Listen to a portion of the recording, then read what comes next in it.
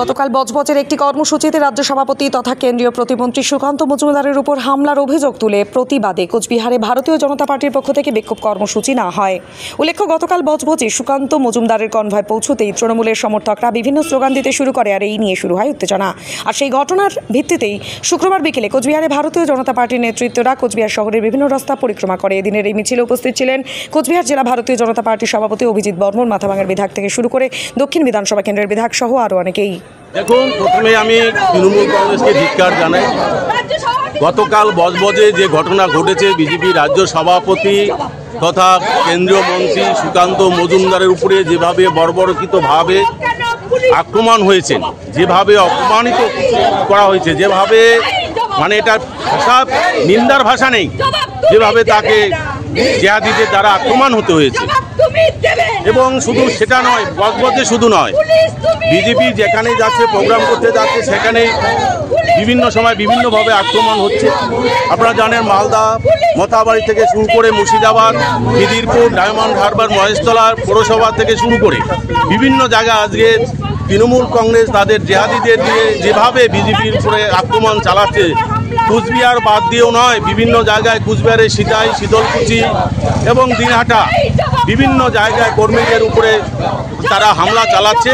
আসলে বিষয়টা হচ্ছে যে তৃণমূল কংগ্রেস ভয় পেয়েছে যে আমাদের লোক নেই, জিহাদিদের দিয়ে আক্রমণ করে বিজেপিকে ভয় দেখিয়ে যে বসানোর যে একটা চক্রান্ত চলছে, আদৌ তা কোনোদিন বিজেপিকে বসাতে পারবে না। যত আক্রমণ চালাবে বিজেপি তত বাড়বে।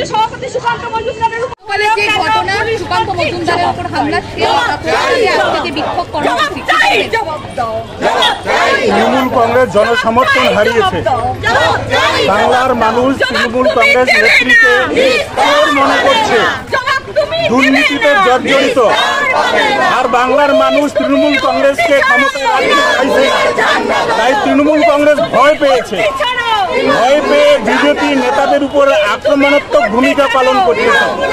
অন্যায়ভাবে, অনৈতিকভাবে, অগণতান্ত্রিকভাবে বিজেপির আন্দোলন কর্মসূচিকে আটকাইতে চাইছে।